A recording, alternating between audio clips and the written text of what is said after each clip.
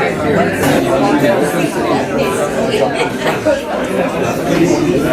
welcome on behalf of Catalyst for Growth. My name is Chris Forrester, for those of you who don't know. I've been working with Sifiso and his team in Cape Town in bringing the Catalyst for Growth concept to the different components of the marketplace here. So that's, in some instances, I've met with you guys in that regard. As a key element in creating a conducive ecosystem for business development, small business support, ESG, to really have the impact that it can and result in the growth in our economy and support of the small businesses leading to job creation and all those things that we have as targets for why we're actually doing it. So very little do we actually ask those questions. How effective are we? And that's what Catalyst for Growth has set out to do. So I'll leave it up to Sifiso to take it from here in terms of introducing where we're going. We've got Ryan Raven as the keynote speaker here today from Executive Cape Town to reflect on the practicalities of these things when you start to introduce these ideas in the ESG space. And we'll share some of the insights with you too. But that's not the main reason why we're here, because we want to hear your voice too today. So we're going to try to be strict on time, so that the last 3/4 of an hour or so we can spend in actually getting some feedback from you guys in terms of the findings and making sense of that, and we can listen to those going into the future. So how does that sound? So about 10:20 or so we're aiming to be done, so that we can be out of here by 10:30. Okay, so please I can hand over to you. Good morning, ladies and gentlemen. Again, thank you very much for taking the time out of your busy schedules to come and share some time with us. And we really value this because we think that it probably validates the work that we are jointly doing and trying to build a much more responsive, transparent, and effective ecosystem that supports the entrepreneurial sector in the South African economy, but specifically in the Western Cape. And I think we jointly here as a group, we have an agency, we have the agency, and it shows we have the agency to actually make a difference, and also particularly to co-create some of the solutions that we so much need and talk about in various fora around creating a much more conducive ecosystem for small businesses. So here we're really co-creating and strengthening the ecosystem and finding holes and creating transparency, but more importantly, accountability through development of knowledge. And this is particularly what we're about. But without much ado, let me just go through the prepared structure of the conversation. Some of you will be familiar with Catalyst for Growth, and this basically stretches sort of the journey that we have had over the last, since 2012 to 2014, when we had a pilot project, and CFG was eventually established in 2015. We went through a beta phase and have gone through 2 publications post that, and one which we're launching today, which we'll get to share.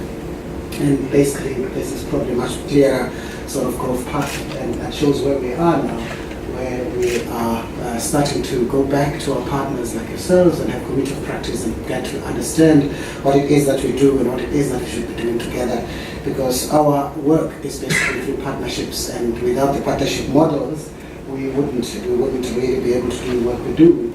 And just to remind all of us that our vision as Catalyst for Growth is actually through this particular monitoring our vision tool, which is based on our analytics tool that is cloud-based, which my colleague Pitso will be talking briefly about, but more importantly also about the results that we're doing. And really we're promoting collaborative learning based on this data, evidence-based decision makers at all levels, from the BDS provider. How can data actually drive your design, your program design, and how can it make sure that over time, as working in this sector, you become more effective and much more impactful. But more importantly, as an ecosystem, how can we work together to make sure that this learning helps us to become more effective? Because you can't, and breaking the silos and making sure that these silos then create an opportunity for us to have learning forums and begin to act and work together.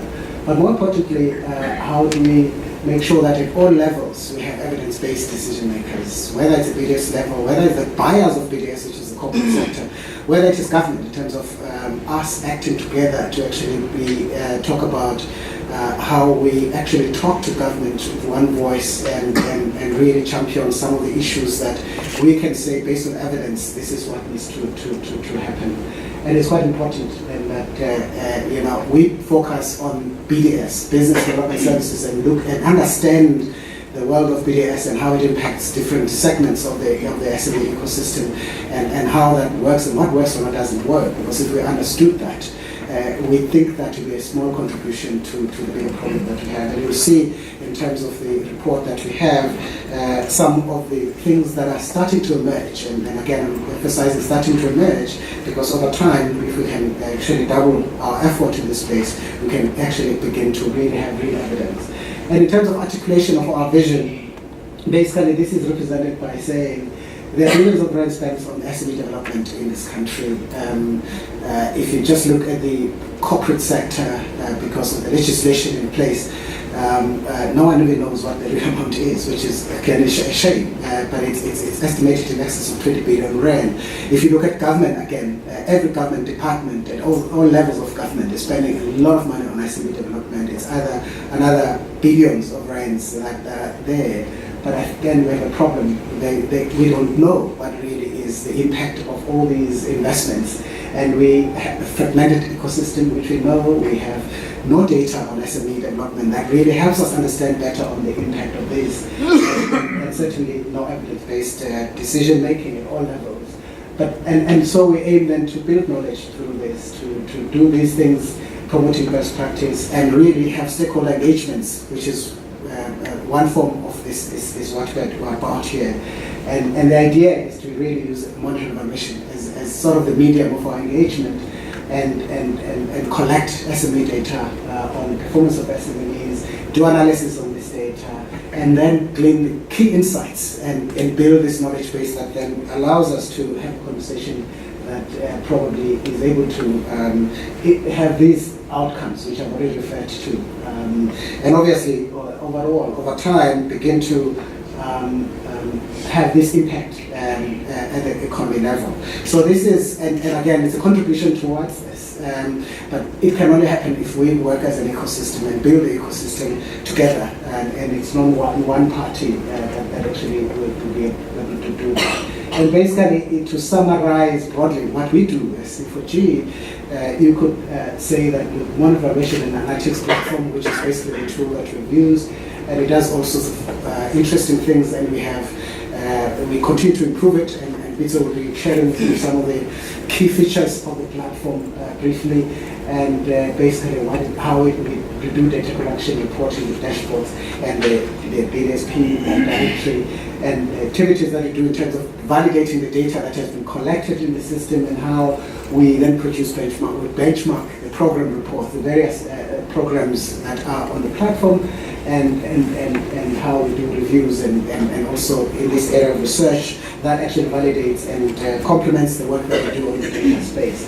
So it's quite important. Just to summarize perhaps some of the key milestones to date, I've talked about the beta, the pilot project, the beta project, the report which was published last year, and this is where we are now, where we're talking about the annual report, and really having doubled the partners that we have to 15, and doubled also, more than doubled the SMEs that we looked at last year to 1,600, and already post the publication of this report, we already have 47 SME providers that are part of the platform expressed an interest, 3,500 SMEs, but even that, we have to ask ourselves that how do we actually have significant numbers of SMEs and data that begin to make sure that the findings we're making can be quite persuasive, much more persuasive than they are.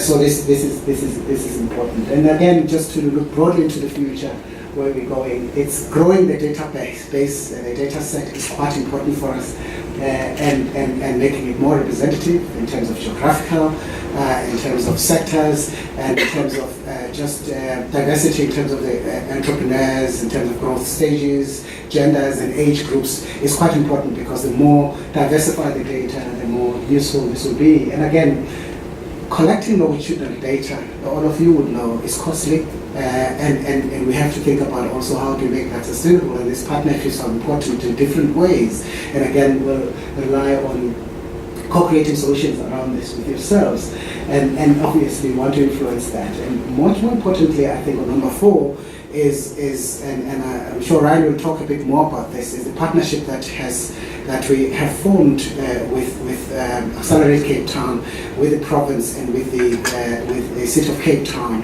that tries to make a contribution in this space and bringing corporates together and having real contribution, and saying that segment of the economy that has such big impact on the ecosystem, how can they have a conversation that basically allows us to educate them and them to educate us, so that we can have a better impact in the ecosystem. And obviously, just to close off, we, of the 47 biggest providers, already over 10% of them are coming from outside South Africa. So there is this pressure that is coming, where ecosystems outside South Africa saying this platform is a wonderful thing, especially for the benchmarking. Everybody is looking at how can we compare the results of the work that we do in Kenya, in Zimbabwe, in different places where they've caught attention of this. And we are finding that actually the ecosystem has a lot of demand beyond. And it presents both an opportunity for us as players in South Africa to say, how do we begin to actually look, yes, develop the ecosystem in Western Cape nationally, but how do we start benchmarking in the African continent? And in that way, how do we actually start having this mindset that says we're developing entrepreneurs, not just for Western Cape, not just for South Africa, but actually going to go into Africa and actually have an impact at that level, and vice versa, and really have those conversations. And I think this is important for us. And again, just to conclude my brief intro, is to thank, I think, all the partners that have really made this report, 2018 report, possible. And these are biggest providers, these are corporates, these are other strategic partners that we have there, and they've really made this work possible. And I think it's important to acknowledge that, and to thank all of you, but more important to say, how can we increase this, and how can we, not just the logos, but more importantly, how do we bring more data for Western Cape. Western Cape, you will see in the data set, is number 2 after Gauteng in terms of the size, but it's still not quite in terms of the numbers. But I think there is a lot of work that we can do. And again, thank you for coming, and we're here to co-create with us and to share this agency that we all have in making a difference in the ecosystem. Thank you very much. Who of you are providing business development services? Close to half of the people who are buying business development services. So it doesn't mean that afterwards you have to all run. So ideally we would like to have equal number of hands in the room, so that that conversation can start to take shape. So perhaps those that are buying are just too busy, or perhaps they don't see the value yet of the data that's being produced, but we can see the numbers are increasing. You know? So congratulate Sifiso and his team on building the number of people subscribing to Catalyst for Growth over the years, and as we've heard now, you know, sort of not only in South Africa but also into other areas in the continent, so that we can get a real sense of what those programs are that work in the different contexts. The ESD partnership, we're going to talk a bit more about that later on. You're going to talk about that, Sifiso, or you're going to talk about that? Maybe while we're on the topic, so to get this discussion properly going, Catalyst for Growth, the City of Cape Town, the province, and Accelerate Cape Town came together to say, how do we actually engage with those ESD buyers a bit more effectively? Because they perhaps don't come to this event because they're afraid of all of us that are providing services and we don't pitch to them. And the ESD partnership is specifically set up to start that discussion and engage with corporate in the province in positioning themselves as buyers and being able to make proper decisions through tools like Catalyst for Growth and other ways of taking their projects forward in their companies. Who's involved in E&M? Monitoring, evaluation, research. 4 or 5 people too. So that's the combination of people that we want in the room. Perhaps we can work on the numbers to get the balance a bit better next year. Great, so talking about numbers and statistics and so on, because is Ryan going to go first? Okay. So we're going to come to the findings, talk about the findings just now. But let's first look at Ryan from the Accelerate Cape Town perspective. Ryan Raymond is the CEO of Accelerate Cape Town. So welcome, Ryan. We're not going to do a long introduction from you. We're pretty informal here today. But you're kind of well positioned in understanding, so from your member base, which are corporates in Cape Town, what the needs are, what the trends are, and what we need to start noting in terms of our decision making. So please share with us what you have learned. Good morning, everyone. My remarks will be fairly brief. I think today is not really about individual perceptions or subjective views, but really about the data. And I think, what I really like about the data and the findings we'll see in the report today is that I get to go back to all my ESG friends in the corporates and say, I told you so. So let's see. Okay, so I think we all know South Africa is desperate for jobs, right? We're desperate for economic growth and development, but the reality is government is coming under enormous pressure to reduce its wage bill. Corporates, this has been a brutal year for corporates, make no mistake, the last 2 years have been quite tough. And so both corporates and government are coming under enormous pressure to reduce income, to cut jobs. So where does that leave this potential for job growth for us? And I think all of us are here because we all believe that this will come from the SME sector, right? But in order to grow SMEs, we need to provide them with access to market opportunities, finance, technical support, mentorship. And we need to take a long-term approach on these SMEs. We see a lot of activity within the BDS or ESD space where corporates are just desperate to offload cash, right? Tick a box, offload the cash, and just trust that something will happen and something will get done. But I think, as Safiso alluded to, we are wasting billions of rands with that kind of activity. So ESD is a key pressure point for corporates. It's recognized as one of the 3 priority elements on the BBBE scorecard. And nearly 40% of a company's score will be derived from ESD activity. So it's serious. It's no longer just a mere compliance exercise. It's now a strategic imperative, and companies are taking it very seriously.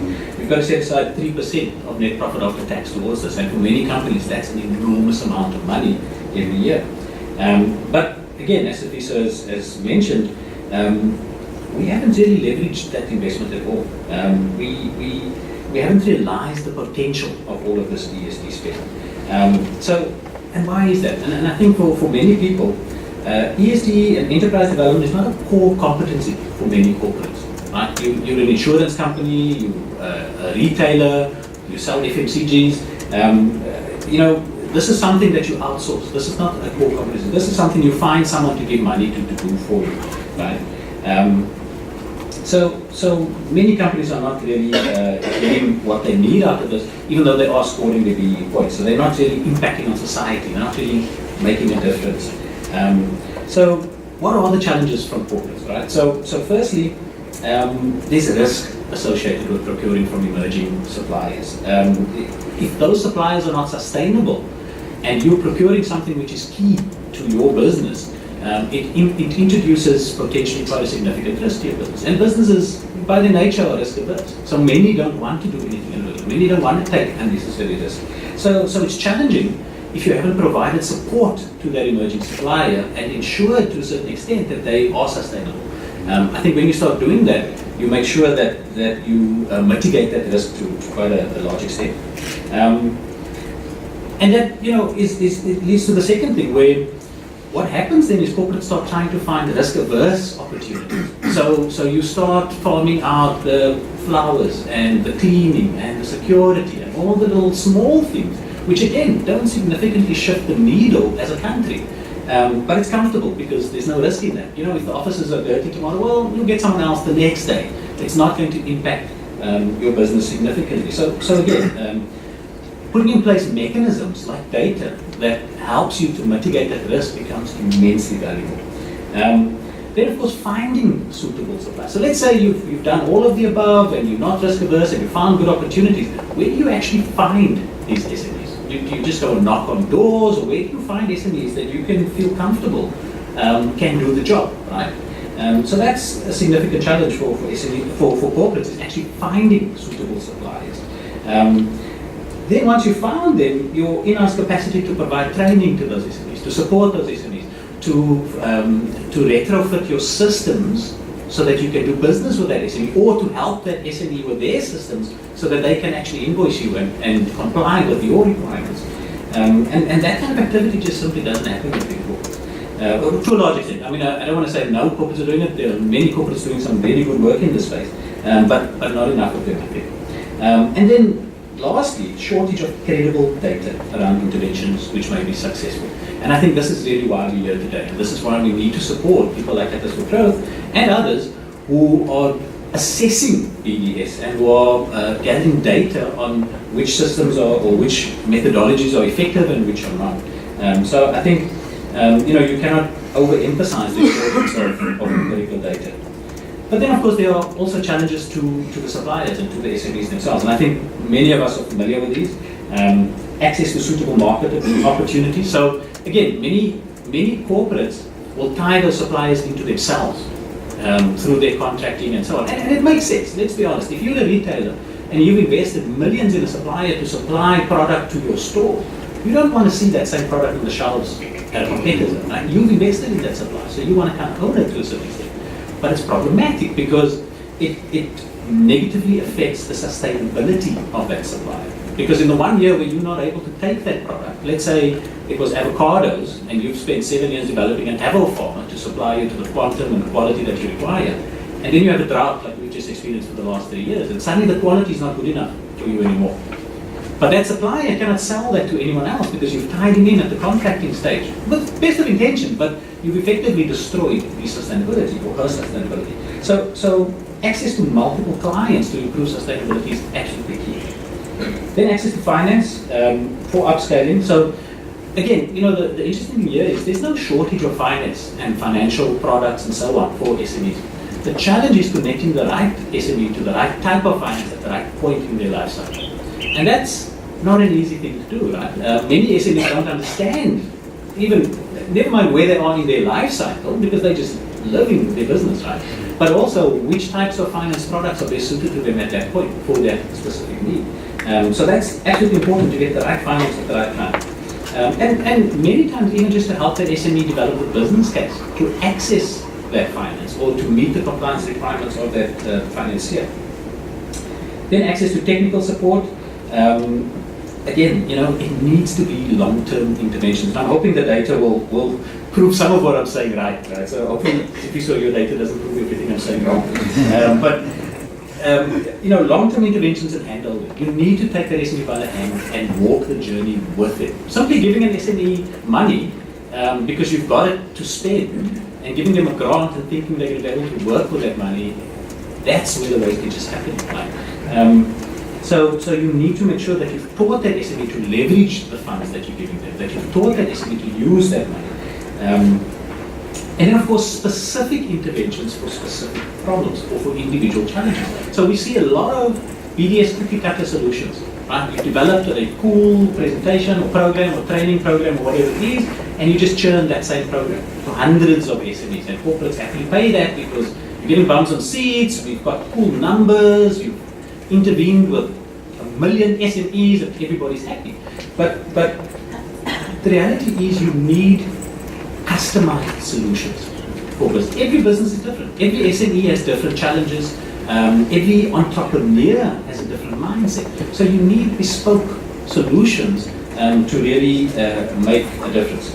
And then, of course, access to mentors. I think we all know that not only for strategic guidance, but also mentors who can open doors for those businesses within corporates and to develop network connections for those SMEs.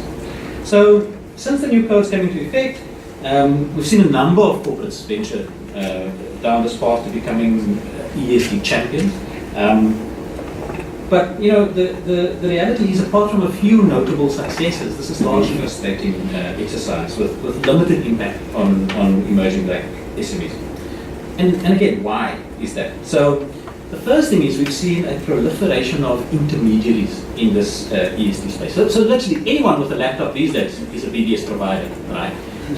Anyone can now go and give SMEs advice and so on. So you're getting SME trainers and development programs that have dominated the space and have become a sector in their own right. Many people argue that all the codes, the change to the codes have done is stimulate a whole new sector of BDS providers. It hasn't actually helped black SMEs at all. But the problem is that these intermediaries exist purely to feed off of ESD funding, not to drive impact. They're small businesses themselves, and so their objective is to feed off of that funding. And this is again where services like Catalyst for Growth become important, because there's insufficient vetting of programs on offer. Nobody's actually testing these programs. Nobody's actually vetting it. Nobody gives you a certificate to say that you are now a qualified BDS provider. Right? Where is the credible authority using data and empirical evidence that can tell us which BDS services are good or not? So again, very little impact. And sadly, what the irony of all of this is that we find many of these intermediaries are themselves right. And so if you have this irony where the bulk of ESD funds available in corporates meant to stimulate black SMEs are actually being absorbed by this untransformed intermediary sector. So it's problematic, right?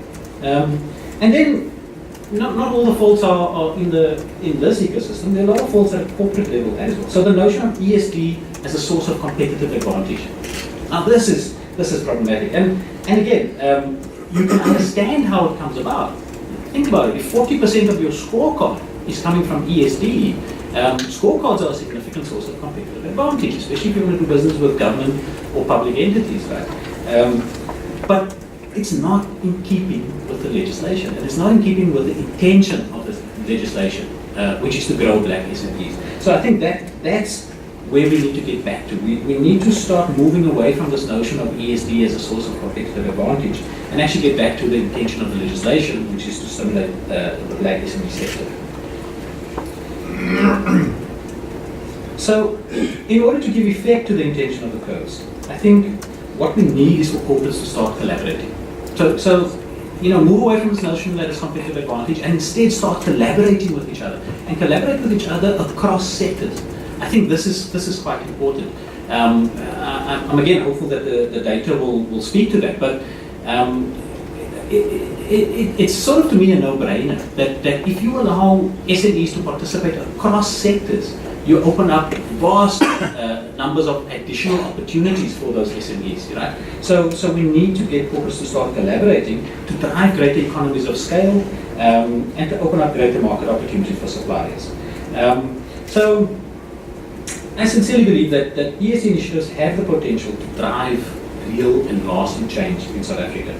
But like I said, we need to get out of this headspace of doing it selfishly and get back to the original intention of the legislation. It's not about compliance, point scoring, securing competitive advantage. It's about doing everything possible to grow much needed black SMEs in this country. So we've got vast entrepreneurial potential, just waiting to be unlocked with the right support from corporates, government, and organizations like Catalyst for Growth. But let's start by developing some data. Thank you.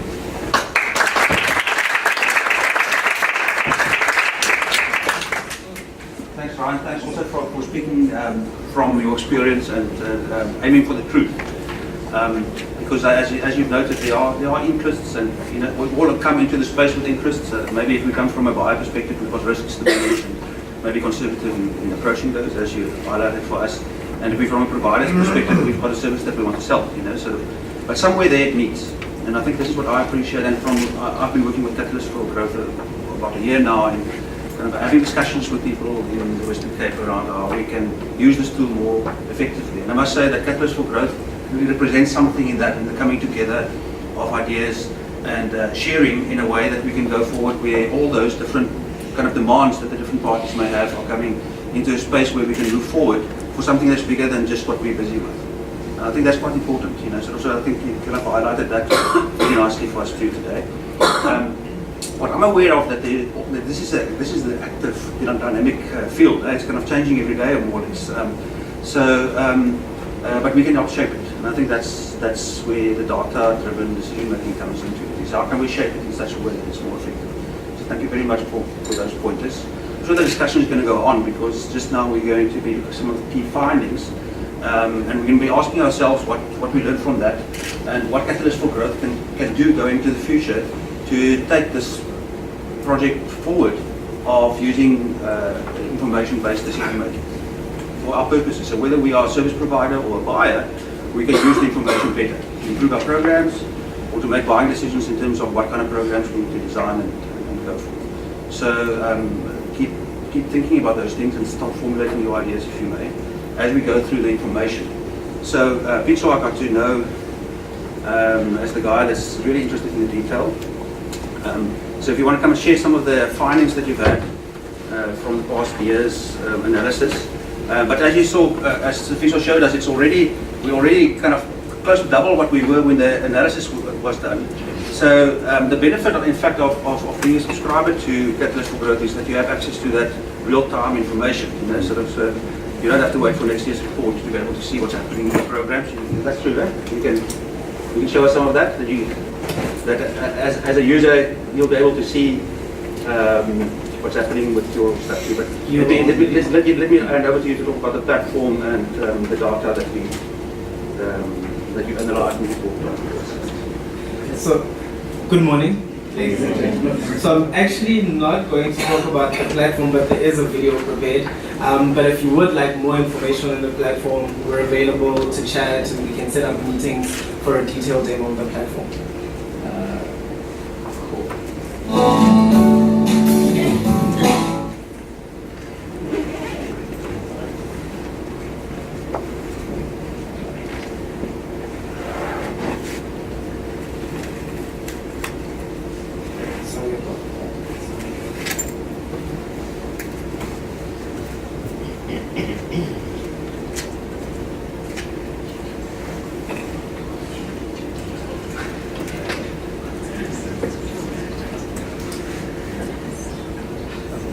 You have to sing.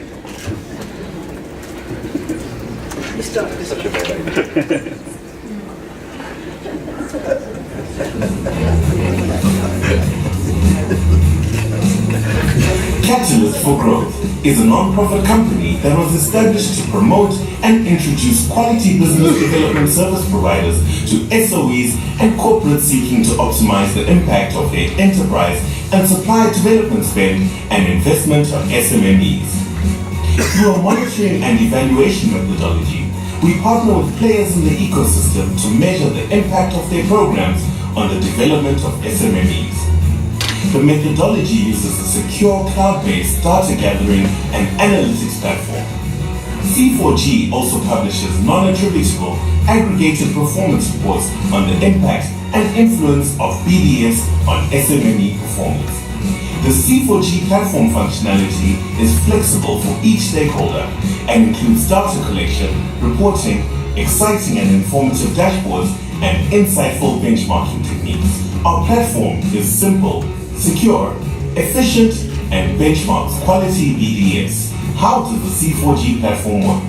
Firstly, select your user profile and register on the website.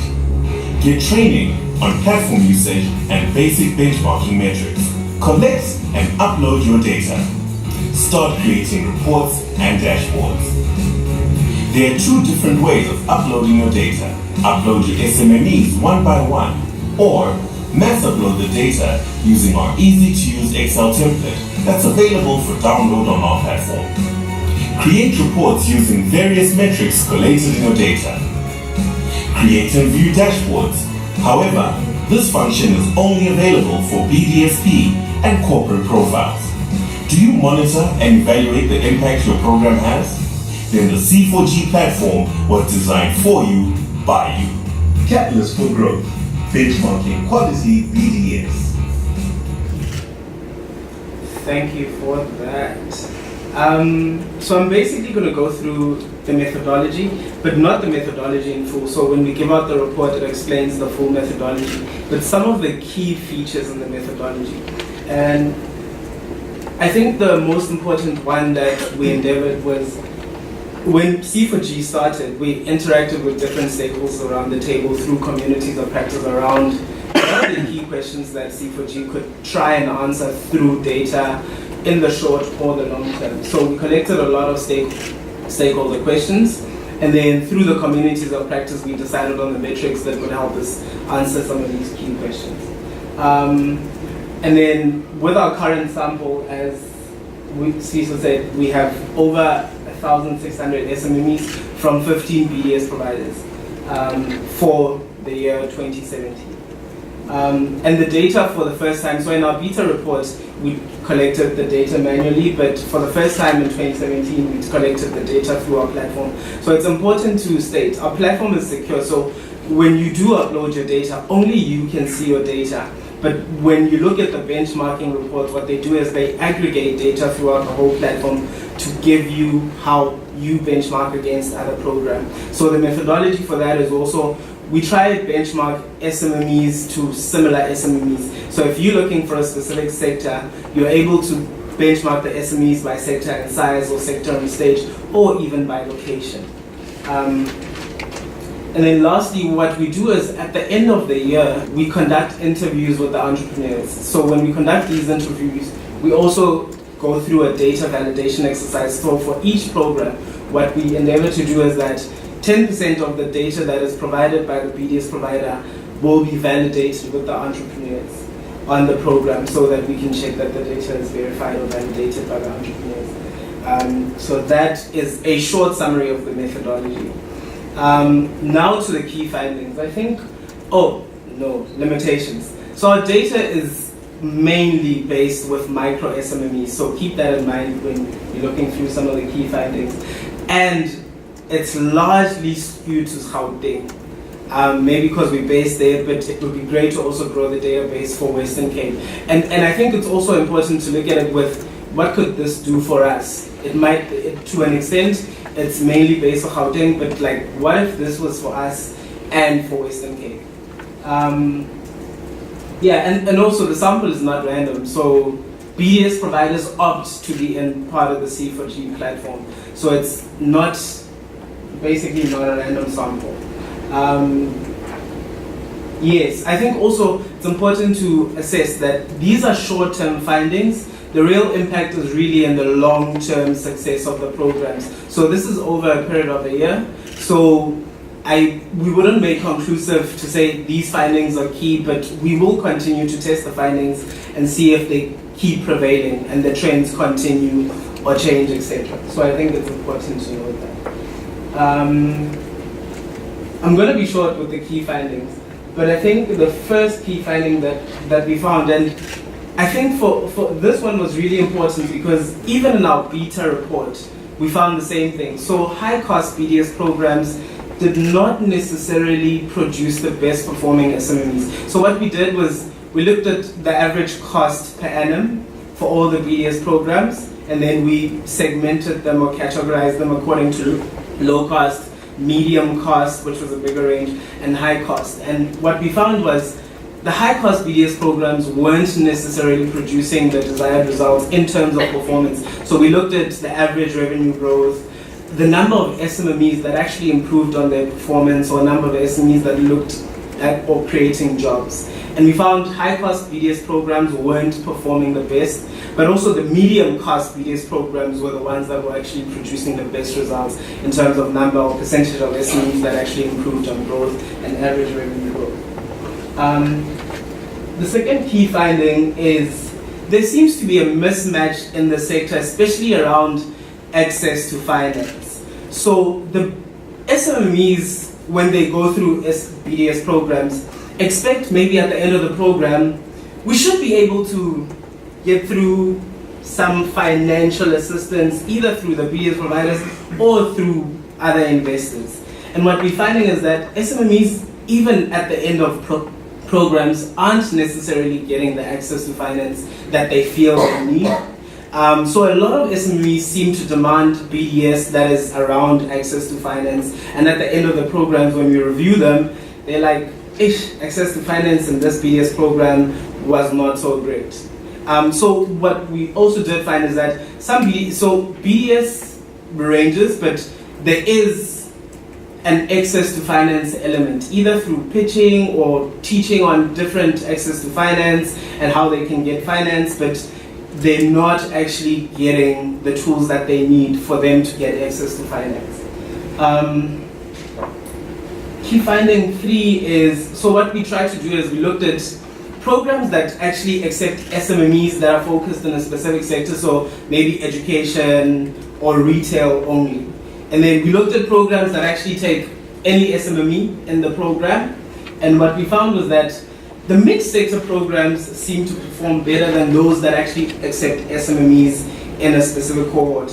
Also, it's interesting to note with some of the entrepreneurs that went through mixed sector programs that it was great networking opportunity to actually meet different people with different ideas that work in different sectors. And this allows for better collaboration within the SMMEs, but also with different ideas. Whereas maybe also the SMEs that are in a similar sector might not be so open in the program because there could be competition around we are also providing a similar service, etc.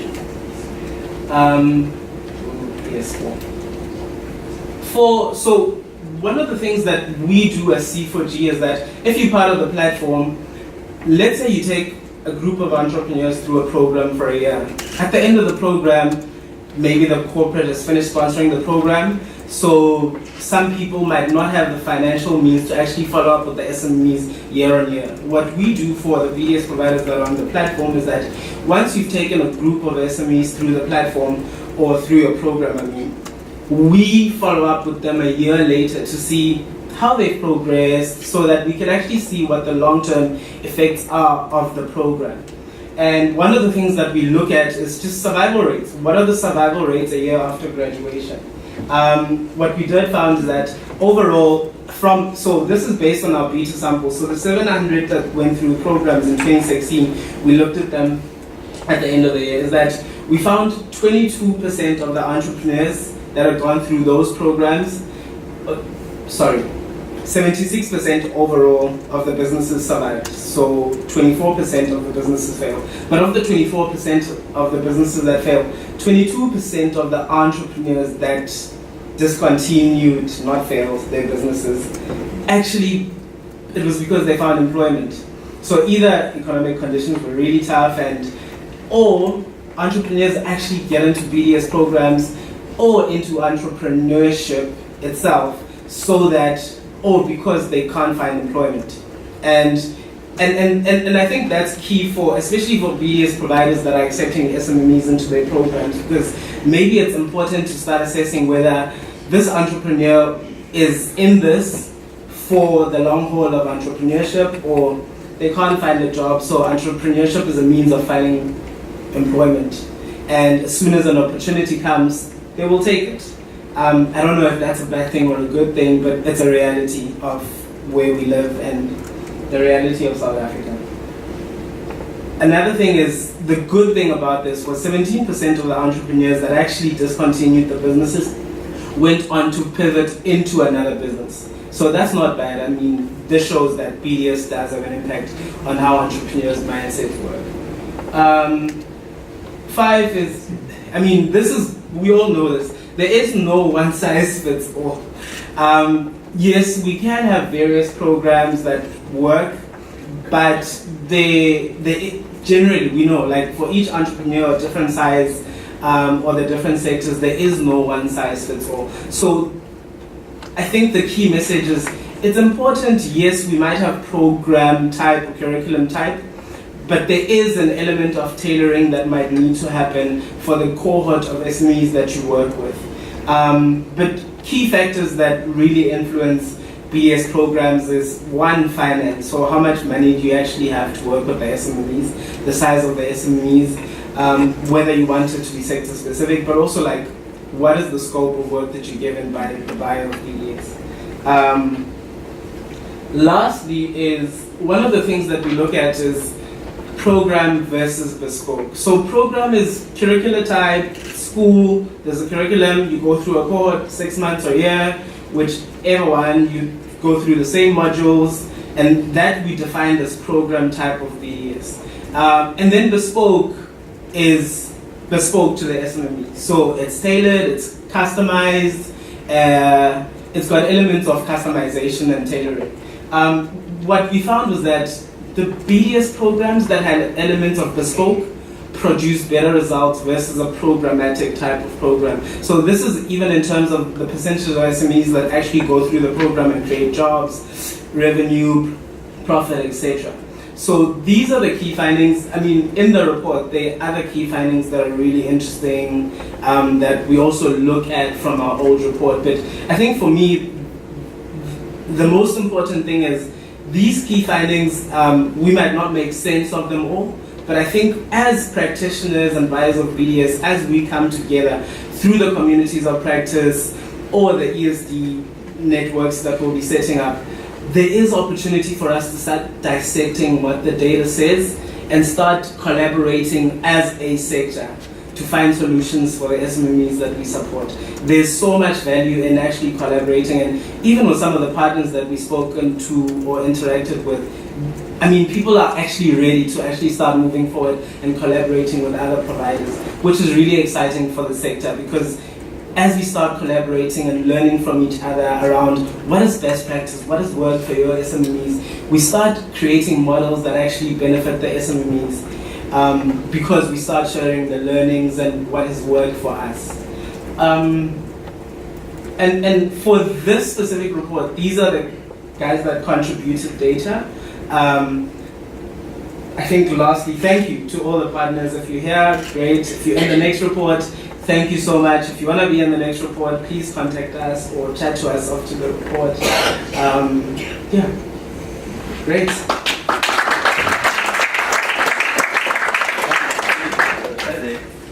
I'm sure there's going to be a question or two with the field relating to the research and maybe focused on the findings. You know, sort of any question or comment.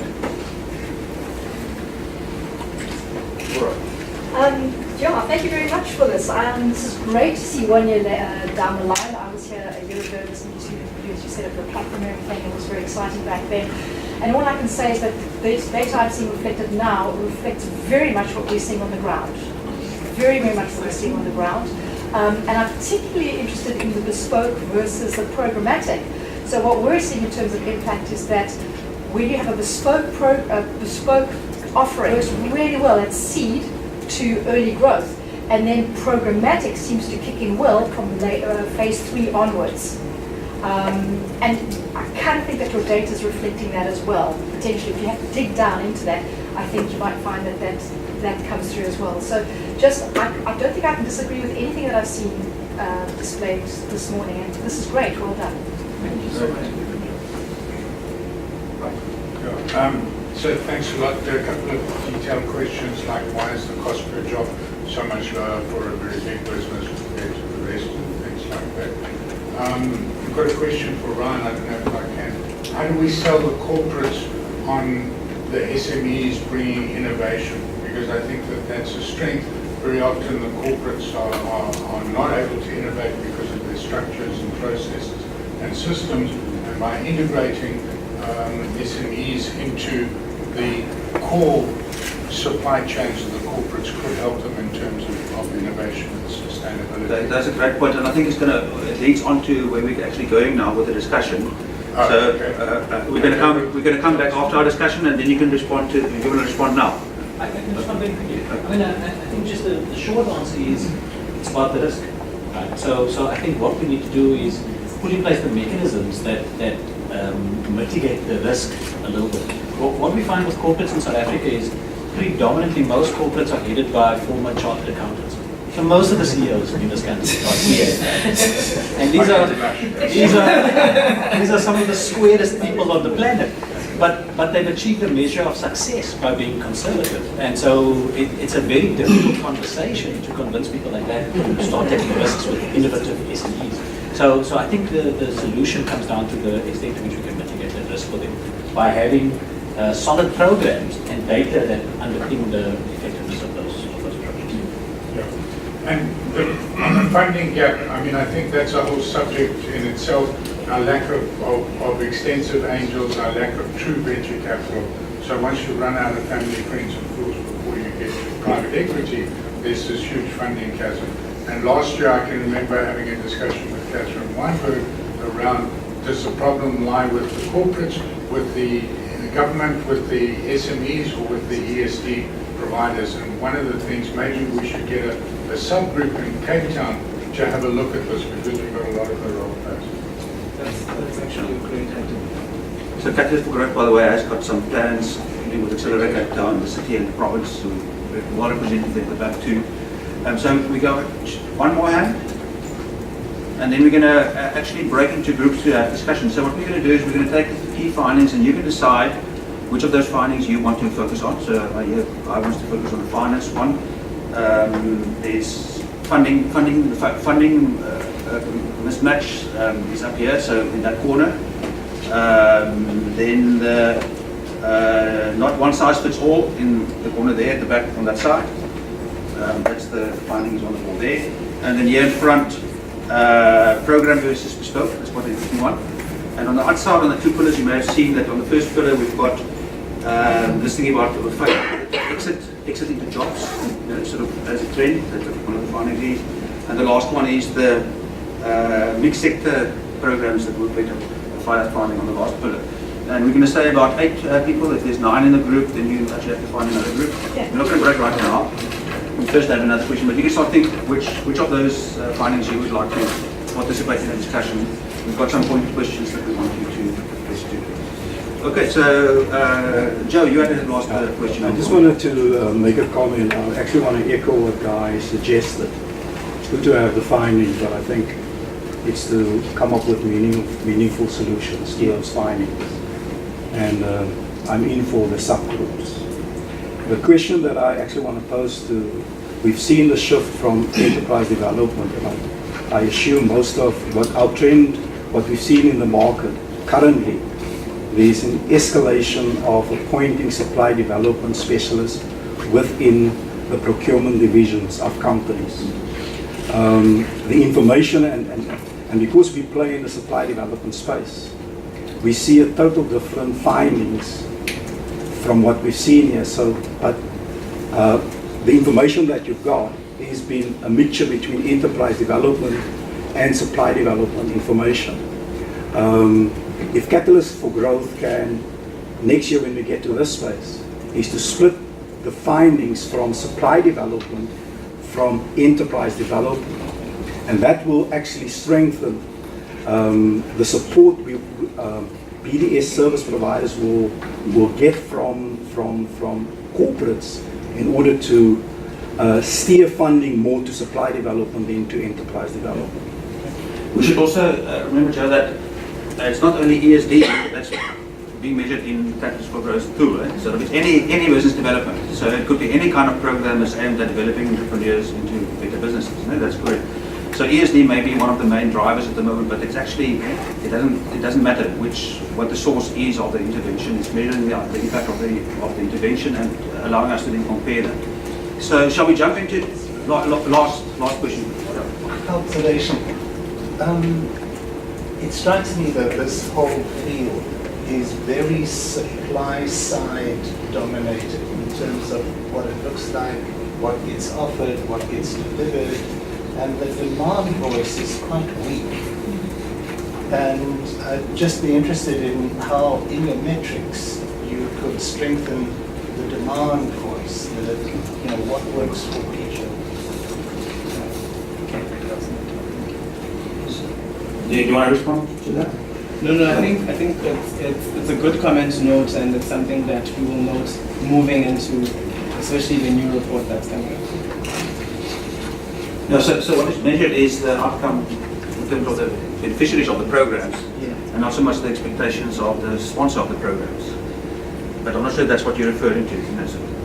The other way around. In the design of the programs and what gets funded and what, that sort of thing, those decisions. I was asked to talk about the Western Cape ESD partnership a little bit earlier, and I obviously forgot it.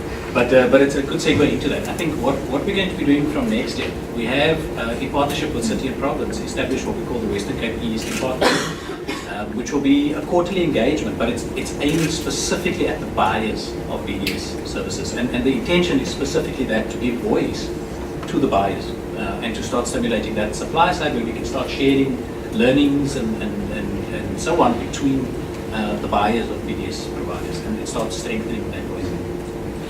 sorry, what I was hearing him say was you need to include the demand side in that. So, big, sorry to be the wine glass analogy, big business, big government, and big labor getting together to decide what's good for small and medium businesses, or scaling and medium business, or survivors and micro enterprises is not going to work.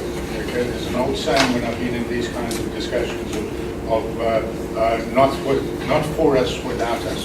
You know? Nothing about that. Yeah, oh, okay, sorry. Yeah, I'm not as good an activist as Laura. So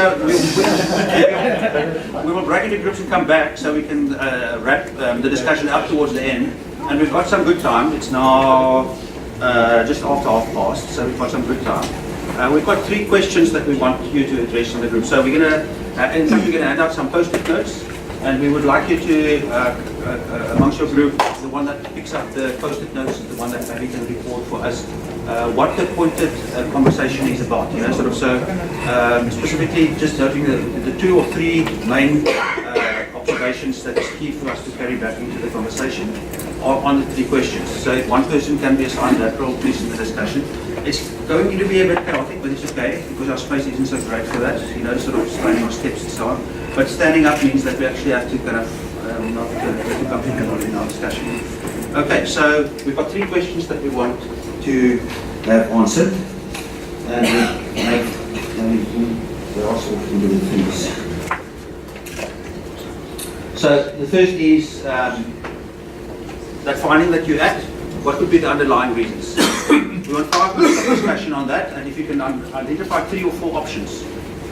So don't try to come to the conclusion, you know, like agree about what the underlying reasons would be. What could the possible reasons be? And just in 5 minutes discuss that and put on some post-it notes how that finding may be explained. And then the second is how that then could influence the way that we do things. So those are the reasons. So what? You know, how is that going to change the way that we do things or influence the decisions we make? And if you can also note those on post-its, also spend the 5 minutes on that. And then for the rest of the time, so roughly 5 minutes or over, what areas do you then reckon, based on what you've discussed, should Catalyst for Growth be focusing on going into the future? So we already have some good suggestions here coming forward, but maybe more of those could emerge. So let's be fine with it being a bit chaotic. We'll ring the bell, call you back. But spend 5 minutes on the first question, 5 minutes.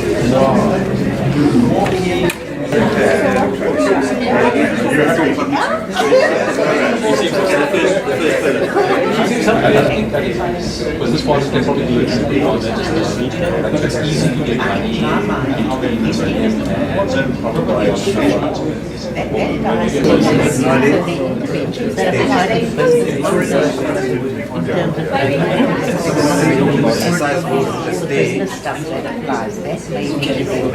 funding the lean self, family, friends and fools. You can get a informal sector business can get somewhere to 10,000 to 100,000 if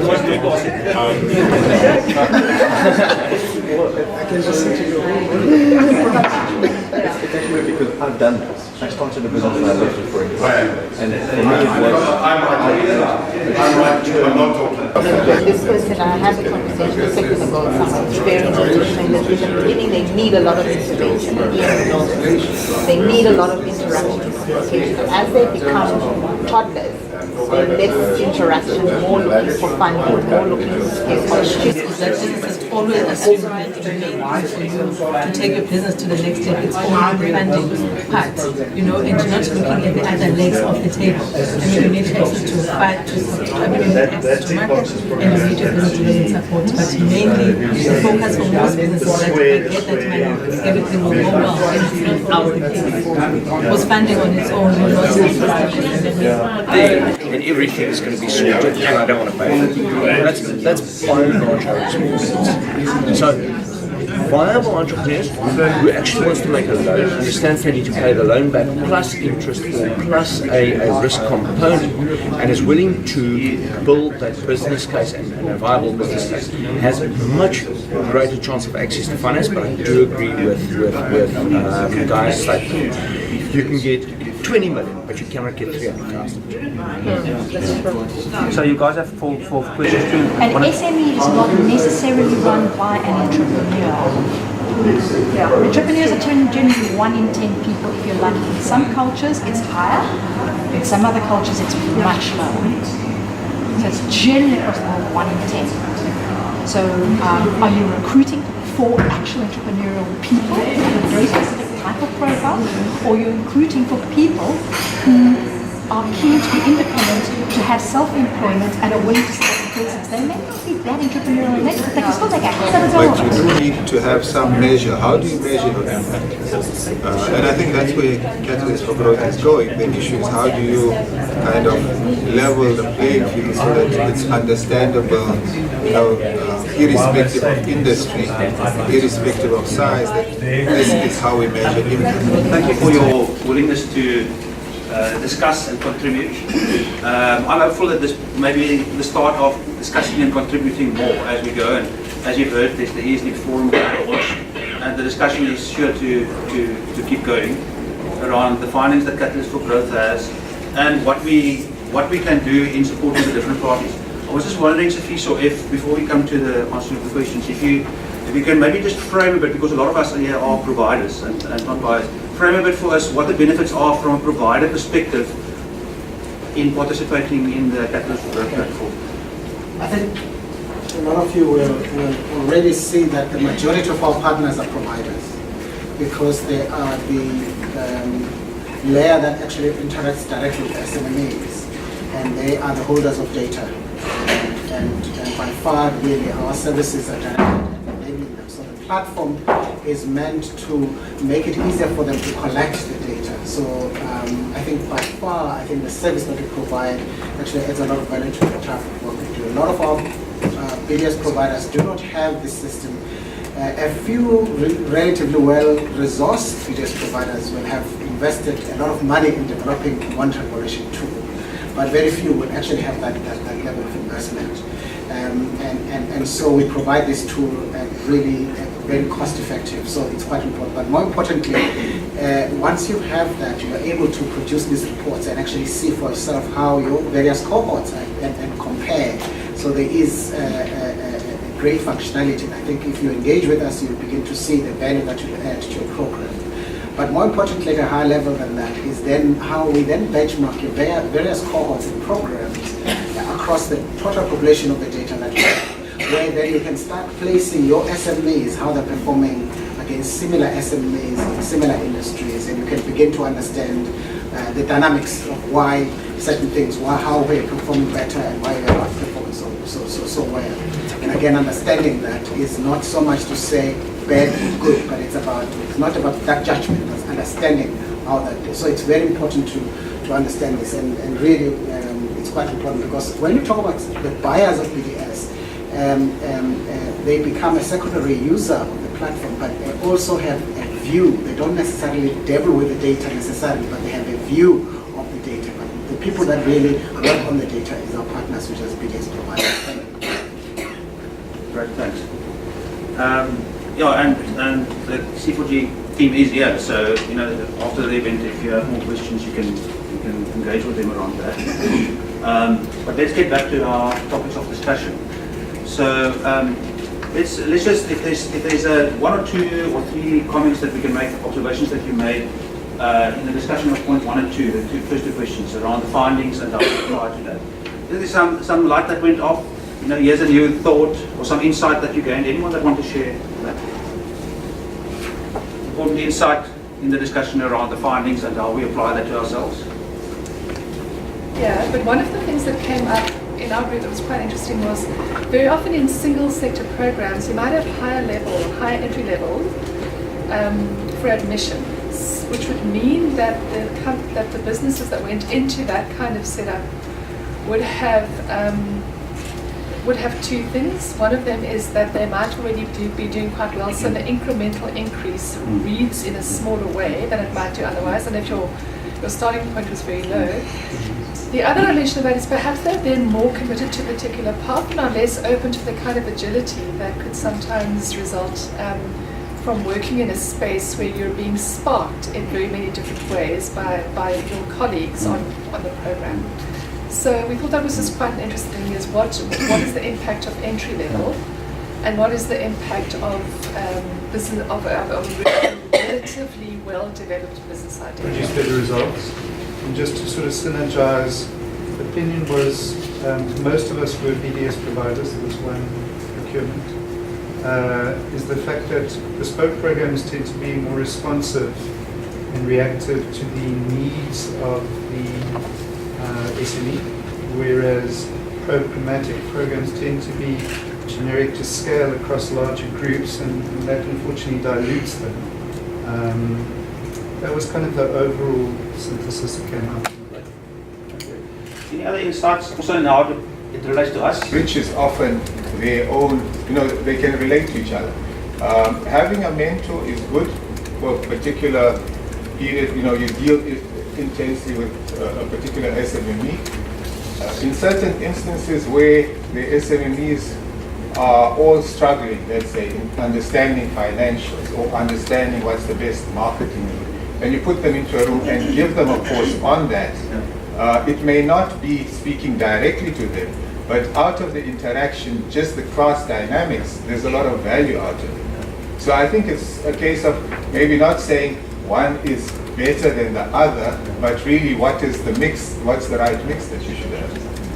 It's also in the program design, of course, so it's not necessarily teaching, but facilitating clear learning. So we want to come to so reflection on that point around you've got some data that you can reflect on, then we come to you, Ryan. Yeah. So what it would be, even if it's to create group mentorships. So you have one facilitator running with 5 or 10 SMEs, and they would meet on a monthly basis. And in that way, you have 10 people discussing an issue, or 5 people actually helping you address an issue in your business. And it's not just the mentor who's there to help you. So instead of paying for one-on-one, you're paying for 5-on-1, but still getting the type of value that you need. Come to you now. Yeah. I'm not sure if you guys are already doing the session, is the early stage guys could possibly benefit from the more programmatic stuff. Where they try to get the fundamentals and basics of business, right? But as that business becomes more sophisticated and starts growing, the bespoke programs, I assume, data confirms that. So at the moment, the data is congruent to that. It would be good to have that level of analysis so that when corporates engage with an SME, they can start segmenting the business. We talk about SME, but SME is broad. I mean, it's everything from the survivalist to the 49 million per annum turnover. And I think we can benefit quite substantially by segmenting that SME market and understanding what works well for different segments. So can we have that in next year's report?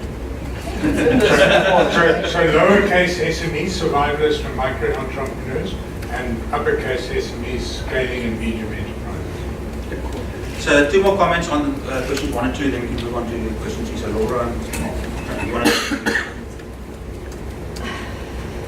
Can I just say on question number 3? You really, really need to take advantage of leveraging what you have in the room. And you're crazy not to have already arranged for a morning where these kind of things are discussed. You give us 4 or 5 hours, no, that's too much.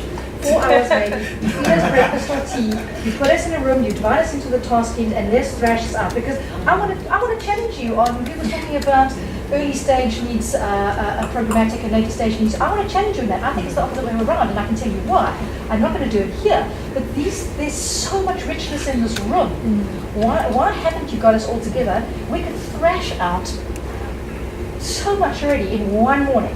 March next year, we'll invite you. Yeah, okay.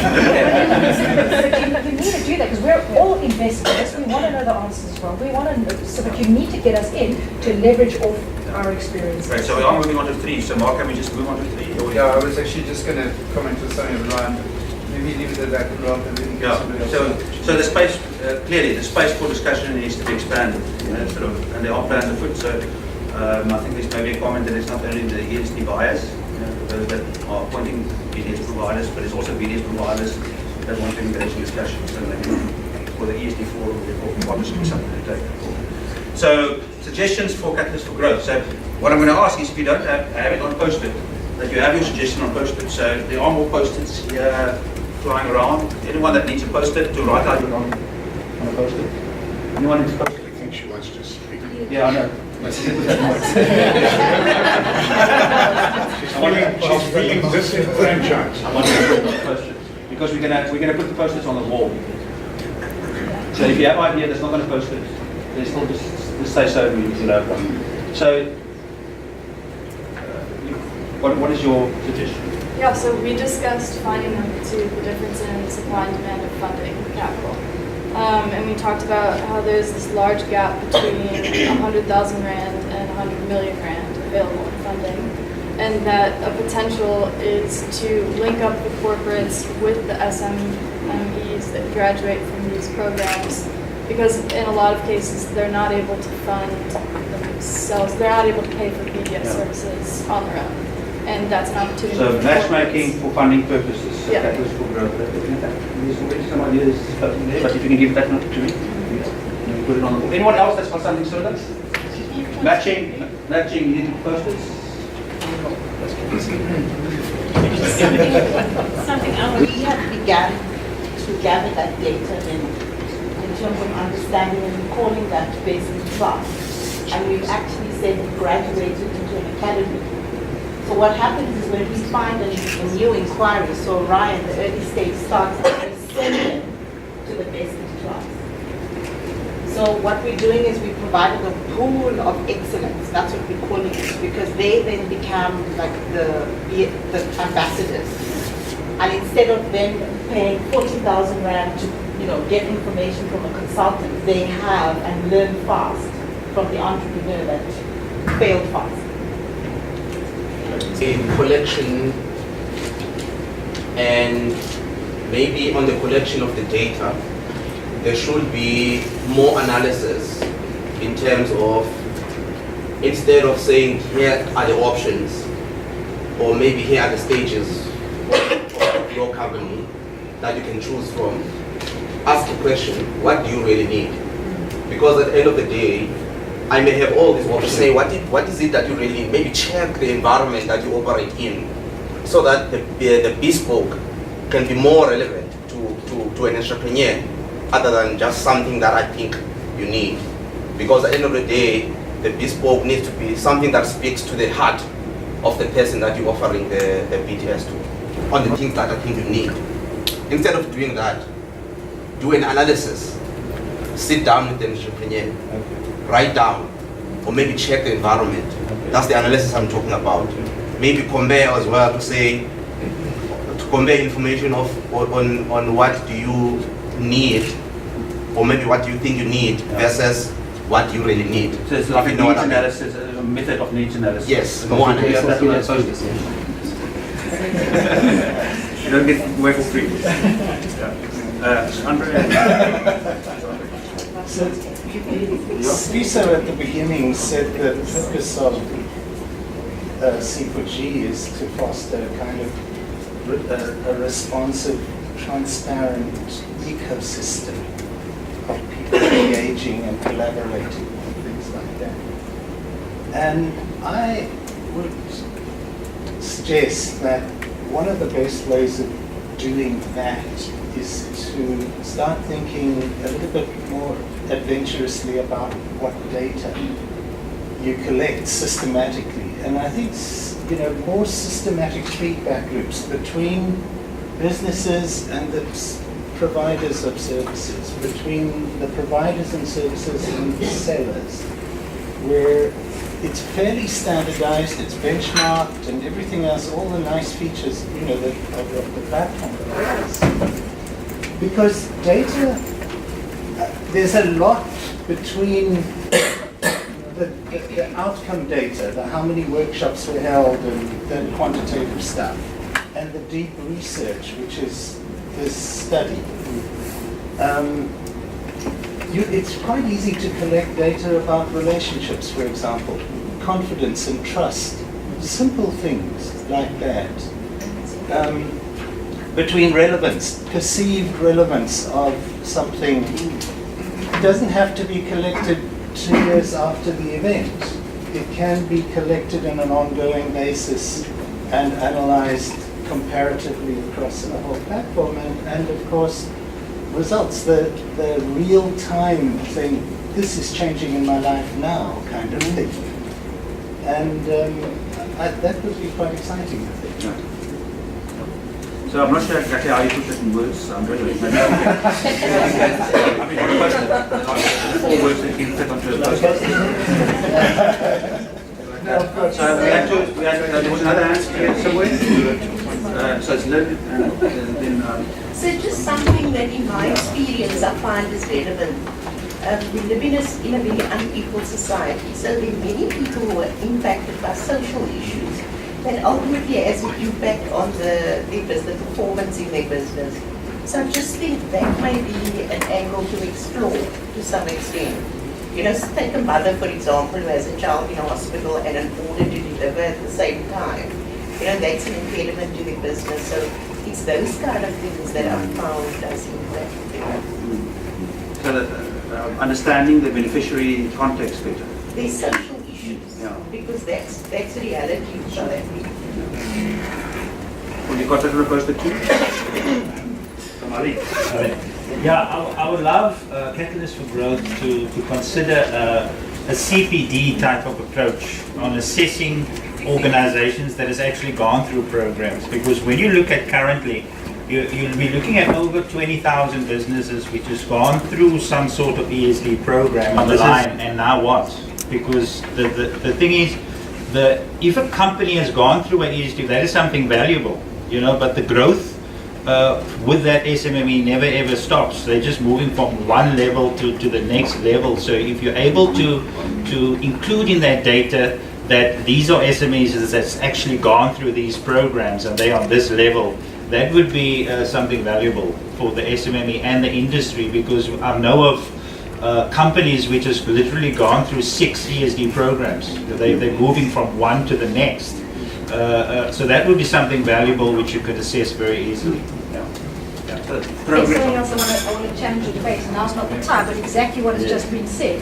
There are a number of entrepreneurs or even people who are entering into the space of SMEs for self-employment who don't want to grow that big. They want to get to a certain particular size, maybe have 10 people who they want to employ, and they want to stay that size because that's what suits them. They still contribute to taxes, they still contribute to the economy, they take the burden off the state, etc., etc. If we keep pushing the signals to them that growth is expected, our dropout and attrition rates are going to continue to be the way they are. So we have to understand the people that are coming onto these programs. Your fully fledged gung-ho entrepreneurs versus those that are coming on where they can see self-employment as something they actually want to, they're yearning for, they're stretching for, and they can do it. And those are often the stayers. Whereas entrepreneurs, if they don't like something, they'll hop from one idea to another idea, etc., depending on what's going to take. So there's a place for all South Africans in this space, should they want it. But we've got to be very careful of the signals and the messaging and the language that we're using on how we're encouraging people to stay in the space and to thrive.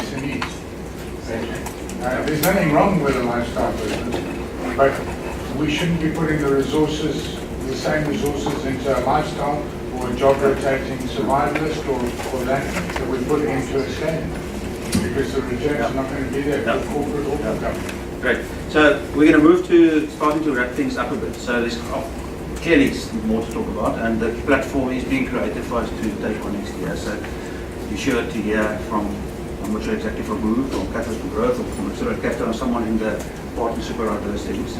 But let's try to stay true to our promise that by 20 past we'll wrap up, and it's kind of 20 past now. So if you still have, now Alita's got one that he needs to put up here still, don't have to do it now, but as we leave. And if you still have an idea that we haven't discussed, there's scope for that.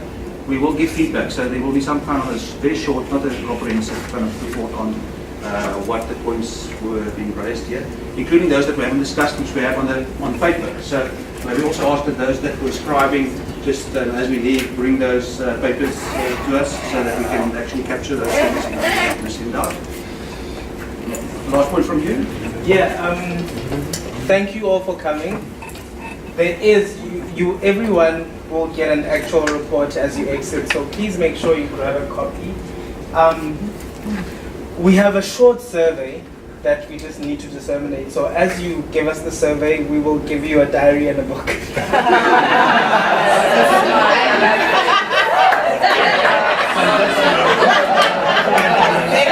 So if you can, please take a couple of, it actually is a one-pager, that's all. Good. So, For making the time as you complete that short survey, it's part of the feedback. It's part of helping us understand better how to do these things better. And already we've received quite a lot of feedback, much more dynamic and more than last year. And thank you very much. We hope to do a better job the next time. I think it's important for us to thank you individually for making the time. We did one question, one survey here. Please. Oh, she got it. Oh, yeah, all right, and thank you very much. We appreciate that feedback that you're giving us. But please, can I emphasize the notes that you did for question 1 and question 2, describe us for each of the groups. We still want to get those notes and those that you did in those groups back, because we didn't give everyone a chance to talk on 1 and 2. So please do give that back to us, because that will still be useful. And any additional points, obviously, on question number 3. By way of vote of thanks, as you complete those, I'm sure you can multitask, is we do want to really express our gratitude, I think, to our partners and who have helped us gather this information over the past year. And we want to thank you in particular for making the time to come here and share the morning with us. We know that your time is valuable. Our partners in Western Cape are particularly, we're particularly grateful to them. The department responsible for economic development for Western Cape and the city of Cape Town and for their partnership, and also Accelerate Cape Town. Thank you very much, Ryan, for partnering with us and for also being part of this occasion and sharing your thoughts with us. I do want to also express a word of gratitude for our donors and partners that have supported the work that C4G has done. We have USAID, who has really supported us over the last 3 years, and JP Morgan, that continues to support us up to this point. In fact, it is this is their facility, and they've allowed us to come to this, to use this facility as part of the partnership. Their contribution to the ecosystem, and we appreciate it very much. And also Dalberg, who was one of the originators of this concept of Catalyst for Growth, and we are eternally grateful for this support, and hopefully we'll be getting more support going forward. And again, it's important to also say thank you to Christoph, who has been our local partner, who has really helped us understand and get the next network going, and his passion and commitment in this sector, I think, is very evident to all of you. I do also want to say, look, we have a team here.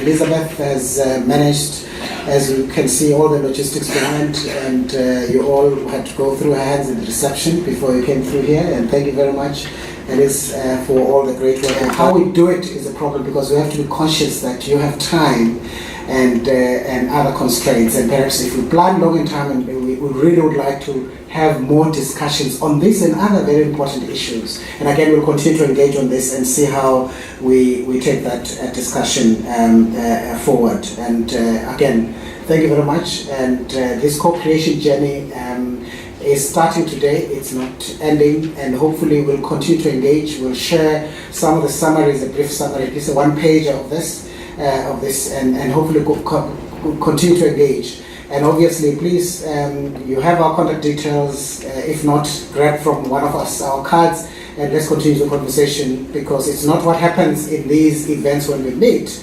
Probably what is more important is what happens in between. Thank you very much, and we're most grateful for that.